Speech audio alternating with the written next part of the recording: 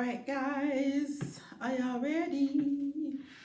Let's see what's gonna happen between Brady and Emily. All right, so much is happening. Okay, so I was saying at the end of the last one that maybe it's Stan that's writing this whole thing, and maybe he's making it seem, but of course not. So well, I'm not gonna say of course not because we really don't know. Like it's any man's game. So let's see what happens. Let's hop into 29. Okay. Let's see. I think we're almost done. I think it's only a few more chapters, and then that's it. This is a loaded chapter. This is a big chapter. So let's just hop straight on into it. Okay. I got my water. All right, y'all ready? Okay. Here we go. It was getting much later in the day. The sun would soon set within the hour, and the night would cover the land like a blanket. The day was already a bit cool, with temperatures dipping into the low 50s. And to top that off, a rumble of thunder could be heard off into the distance, and within a mile away, dark clouds could be seen scattering about, moving into the direction where the lake house is. Emily stands at the lake near the dock. She peers out across the water, seeing way off into the distance the dark clouds taking shape over the tops of the mountains. She knew within the hour a storm would surely have taken note for that area. Stan approached Emily, watching her stare out across the lake. She was dressed a bit warm, jeans, her boots, and a thin purple hoodie.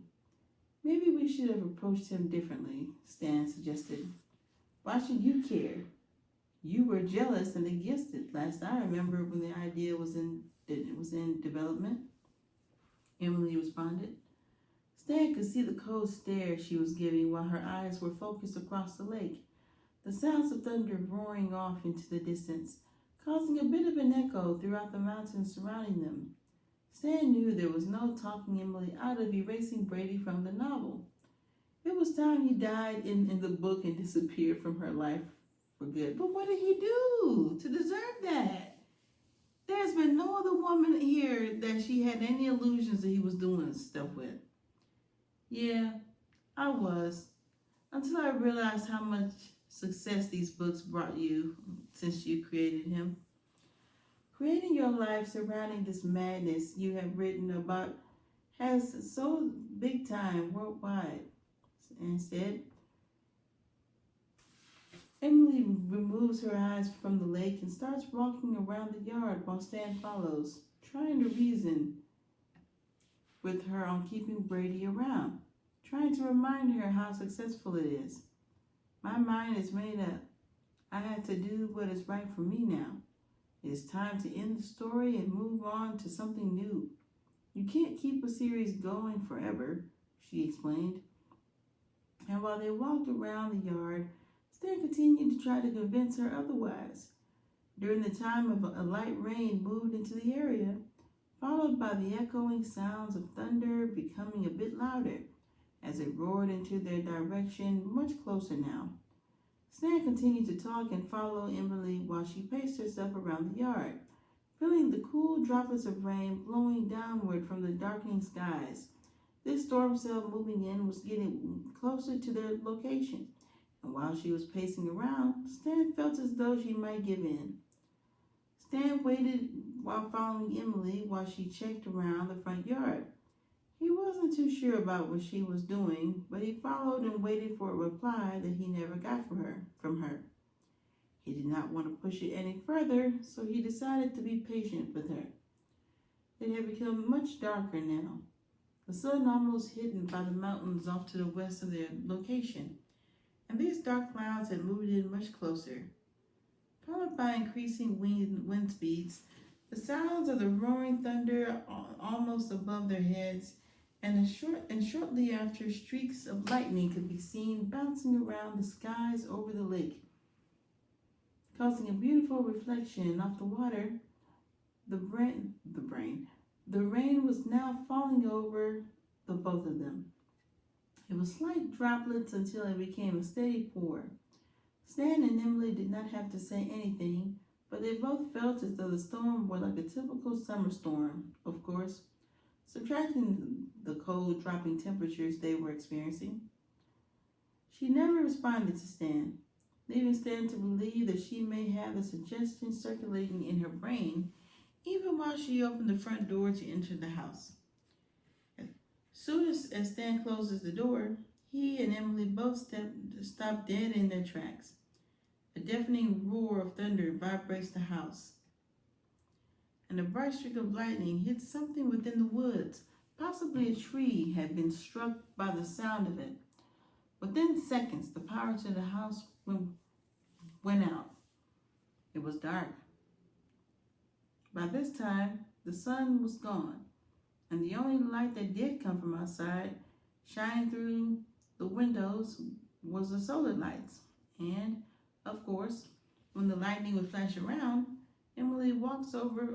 When lightning would flash around, Emily walks over to a table with a drawer where she keeps flashlights. She grabs one and heads into the basement to check the breaker box, just in case the breaker tripped and they didn't lose a nearby transformer. When she opens the breaker box, Emily is surprised when she discovers everything is on and looks fine. Everything is still on. The transformer must have been hit by lightning, Emily said. Stan's response after giving out a bit of a chuckle, causing Emily to give him a dirty look, asking him what the chuckling is about. And what Stan says next shot chills all down Emily's spine. It was Brady. I knew it. He pulled the meter box off the house outside. Emily tried to ignore the chills shooting up and down her spine, trying to figure out why Brady would do that. I never wrote that, Emily said. Of course not. This is Brady fighting back to stay alive. This is his story, Stan replied. That son of a bitch, Emily snarled before she suddenly caught something with her flashlight. Something she found on the floor that stood out to her. She could see where she and Brady and Stan's footprints were shown. But what did not stand out correctly with that was the fact she saw another set of wet footprints, a bit muddy-like too, as though someone had been in the backyard. Emily prepared herself just in time, as she could feel his presence nearby. When she ducked, the blade of an axe swung around her and connected with the wall she had been standing near.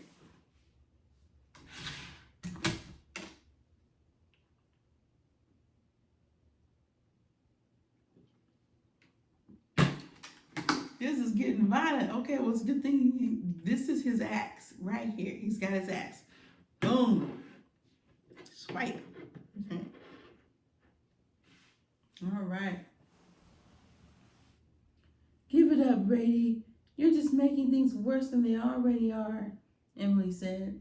Brady walked up to her and kicked her in the stomach, causing her to fly a few feet across the floor from where she was previously standing.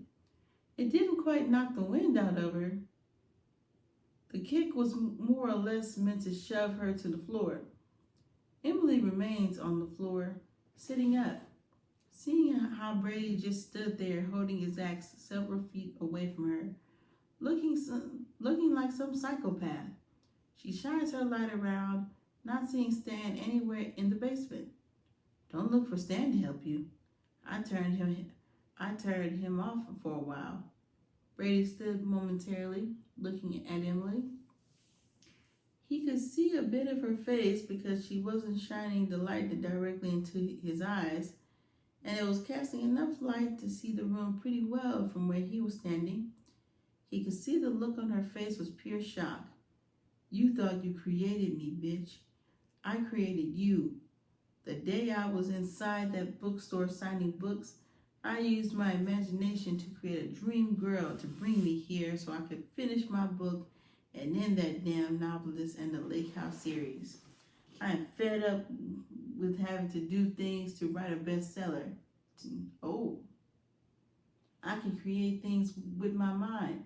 Yet, I struggle to use my imagination for a good book unless I use real life experiences, Brady explained. Brady explained that while he was talking, he'd take slow steps towards Emily, and Emily would slide away towards the stairs, keeping her light on Brady so she could see when he was about to charge at her. Still on the floor and sliding away, now going up the steps, Brady follows, watching her with eyes full of rage, gripping the axe handle tightly. Go ahead, slide away, my little creation. There is nothing here for you anymore, he said. If I am your creation, why not use your imagination and make me disappear? That's a good point. Emily shouted at Brady angrily. A bit of fear was also taking over her mindset. She kept repeatedly thinking, how could she not make him disappear, knowing he was her creation? It was making no sense to her. She couldn't help but wonder if the possible fear she was having could be in the way of her gift. Gift? Brady chuckles for a moment, taking slow steps up the stairs and leaving the basement, while Emily crawls backwards up the stairs with her flashlight shining on Brady, watching his movements. She was too afraid to try and stand just yet. You better stand if you're trying to get out of there. In case he could use some momentum of speed and catch her with the blade of that axe. She knew if she were going to get out of this predicament, she would need to be smart about it. Why would I make you disappear so easily without a dramatic ending to the story? Do you believe for one fucking second that those morons reading this book will want a pussy ending of me just making you vanish away when we could give them the conclusion they deserve? Brady explained.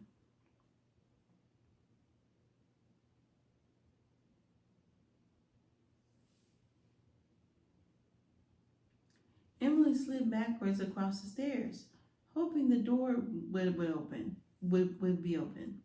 She did not know if it was left open or not because Stan was behind her upon entering the basement steps, and if it were closed, this could be an advantage for Brady.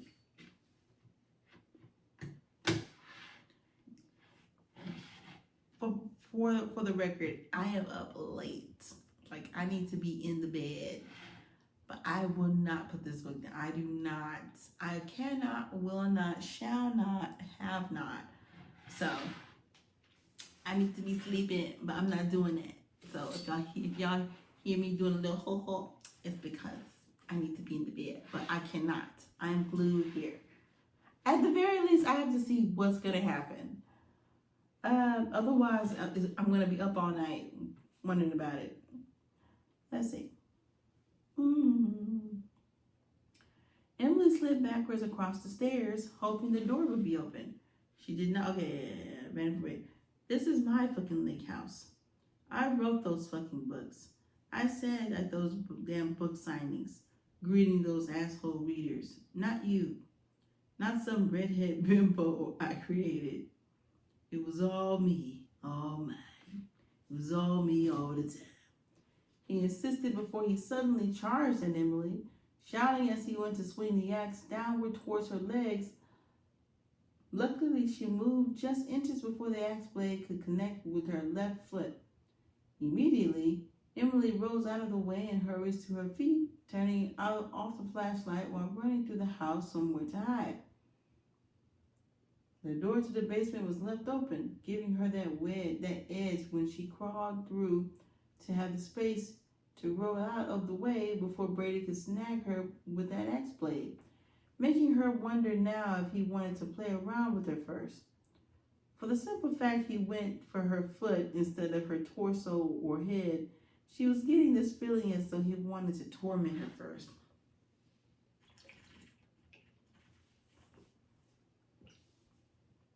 Outside, the storm had become more severe. The winds were howling outside and slamming into the house. The rain was pouring so hard it sounded like rocks, almost leaving them to believe it could be hailing outside. And the thunder was deafening, making it difficult to hear any footsteps throughout the house. And of course, no lights inside, except for some of the solar lights outside shining through the windows, and of course, the bright streaks of lightning, lighting everything up for miles around outside. Emily, while crouched, made her way into the kitchen where she carefully hid on the other side of the bar table. In hopes that Brady would not see her if he passed through the kitchen, she hoped to wait there until she could hear for certain where he'd be before she would move to another spot. I am a passionate man. I love long walks on the beach. I enjoy reading. I am a writer. I got good money. And I love to play hide and seek. I'm a passionate man. That's funny. Brady said while walking through the dimmed house in search of Emily. That's good writing. I like that a lot. When Emily heard him speak, she knew he was closing in on the kitchen from the hallway. Come on out and play, Emily. You say this is your story, your life, and I'm your imagination. Well, if everything is real, you shouldn't have to hide. You should be able to wish me into the cornfield. Am I right? He says, walking through the somewhat darkened house. The only light came from the solar lights shining across the house from outside, scattered around, and a brief flash of lightning flashed through the darkened, severe, stormy skies. Emily remained curled up on the floor with her back against the bar table that sits in the middle of the kitchen where she sits.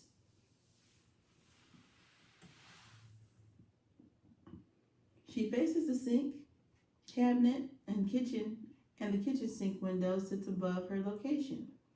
She knew that soon she would have to crawl to another spot, and that is before she heard him again. This time, his voice was approaching the kitchen. Things did not have to be this way, my dear, my love, my life, my fucking soul, he says, entering the kitchen. He peeks around, standing in place for a brief moment before he walks over to the bar table in the middle of the kitchen. He peeks at the exact moment he peeks around the corner of the table. Oh, he speaks at the exact moment he peeks around the corner of the table. Gotcha, he called out before realizing she was not there. He thought for certain she would be there, so he continued his search for Emily throughout the house. It's a big house, my dear, but you cannot hide here forever, he said, taking the other exit from the kitchen. There were two openings in the kitchen. One was from the hallway area where the back door and basement would be. That hallway is also used to lead back into the dining room area. And the exit he just took to leave the kitchen also goes into the dining room. When his voice could be heard exiting the kitchen and entering the dining room, Emily carefully removed herself from the cabinet under the kitchen sink. She was shocked that she could fit inside. It was just big enough for her to squeeze through, and there were no items inside the cabinet. Lucky for her, it was a big enough space, even with the pipes hooked up to the sink not being in the way. Before she leaves the kitchen, she grabs a knife from the knife set, the biggest one she could get her hands on, and after that, she begins to creep along, remaining crouched and quiet to sneak up behind Brady. She knew somehow she needed him to lose that axe. One good swing with that axe would surely turn her into worm food, and she knew it. Her only way of breaking him from that axe is to either slit his throat from behind or by sneaking up on him, or she needs to stab him in the base of his spine. She thought of another way to pierce his lungs with the blade. He would surely bleed out and die. Emily crept out of the kitchen, following Brady's footsteps. She followed the sound of his voice until her eyes finally caught him up ahead, searching around the dining room. He was still mumbling things to say to her, which gave away his position. She would have found him eventually but his voice led her to him quicker. Brady checked behind the furniture. He knew she couldn't knife and was glad she did. She was preparing to get up and take another stab at him, and this time she was going to catch a main artery and cut it open. She was going to make this asshole bleed out. She quickly rolls out of the way when Brady swings the axe towards her body. He misses and connects with the floor. And Emily takes the opportunity, presenting itself to her. With his axe blade stuck to the floor, it stuck in a bit, giving her a chance to hurry to her feet. She pounced onto his back and swung the blade of the knife around his right shoulder. And the blade pierced into his right breast, just above where his nipple would be. But to his advantage, the blade only went in an inch, if that. She lost her balance before she could get a good swing with the knife and nearly fell from his back. With her blade pierced him in the chest, he quickly threw her off his back and across the room. She went a few feet before landing on the sofa near the fireplace, realizing where he had cast her off his back. He had done it to the right. Had he done it to the right, she could have landed into the fireplace. When she landed on the sofa and saw how close that could have been, she ran across the room, realizing that spot was too dangerous. Running off into the dark would give her another chance to sneak up on him. He yanks the knife out and throws it to the floor. He sees the direction she is headed in, and it is towards the kitchen.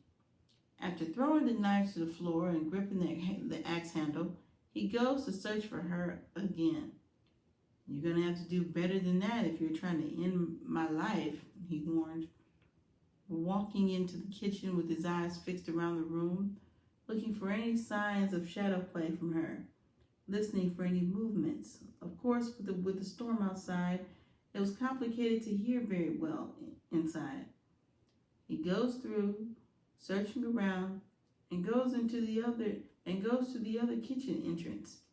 Once he gets to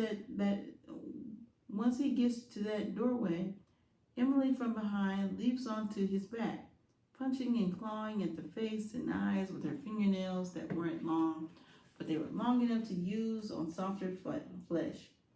She didn't have her knife, so she had to improvise, hoping this would work too. Brady screamed in pain from her nails ripping at his face. His left eye was getting scratched up pretty bad, and before he could throw her off his back, she took a big chunk out the side of his neck with her teeth. All right, working with who needs weapons? She's got nails and teeth. It wasn't bad enough to cause him to bleed out, though. She couldn't get the grip right due to him swinging her around before he finally knocked her to the floor. Once she hit the floor, she went for the axe that he had dropped when she lunged onto his back, but he scooped it up before she could, so she quickly took off. Ooh, my goodness. I'm on the edge. I am invested here. Okay. Whew. Okay, here we go. Let's see. Okay, he scooped it up before she could, so she quickly took off, running, leaving him there alone in the kitchen. Placing his hand over the bite wound over his neck, feeling for how bad it could be. It could be. It was bad, but not bad to where he'd bleed out. It would possibly leave a scar. However, his left eye was awful. He couldn't see from it. It was pouring blood. He couldn't be sure if his eye had been mangled or not.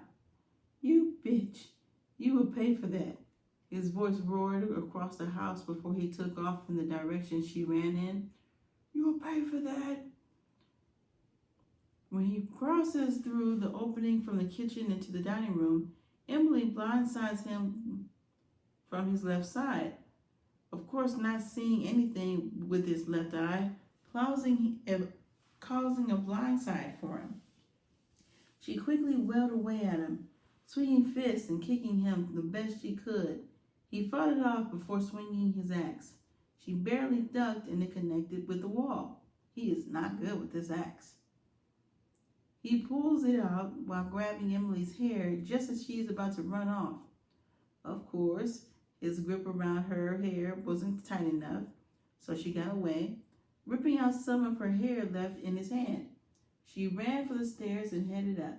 She knew that was a mistake, but everything was happening so quickly that thinking was jumbled in either of their minds. He was right behind her, catching her midway up the stairs, losing his balance in the process and dropping his axe. He's terrible with his axe. He done missed with the axe many times. I'm not gonna say he lost the axe, but he kept getting the axe stuck. Let's see. And dropping his axe. He fell, grabbing her by the legs and causing her to fall. She tried to kick, but he had a good grip on her legs while crawling up her body. Grabbing her by the back of her head when she fell onto her stomach. With a grip of her hair, he pulled her head upward with his face against the side of hers while his body was pressed over hers. Try to end me, huh? Think you can imagine me away? He said. If you can do it, then why not imagine me away? He replied. Brady chuckles. No, I would not imagine you away so easy, baby. No, I'm going to make you suffer before I write this all down for the ending of my novel, he says, just before sticking his tongue out and licking her across the side of her face. He could taste her tears rolling down. Okay, so he caught her on the stairs.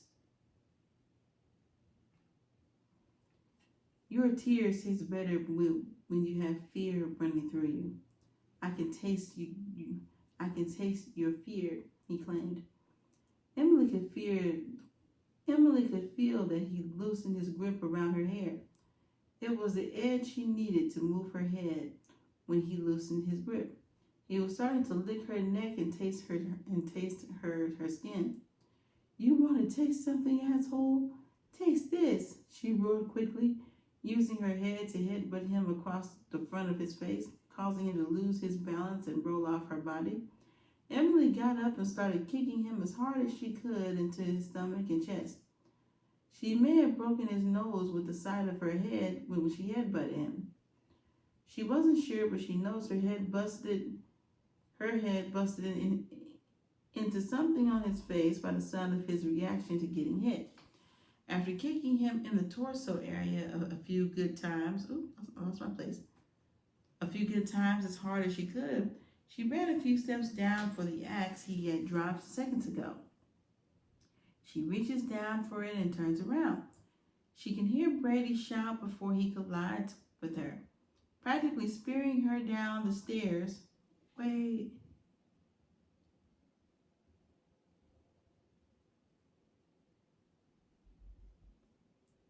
Where both of them go tumbling one after another down the steps until both of their bodies hit the floor at the bottom. At the bottom of the floor, they both lay there hurting and grimacing in pain. Emily felt as though she had bruised her ribs. She knew they weren't broken, but they did feel bruised or banged up. Her lower back felt bruised up too, and when she looked over at Brady, she could see blood pouring from his mouth. She saw it when the room lit up from the streaks of lightning from outside and the light from the fireplace barely burning. Ooh.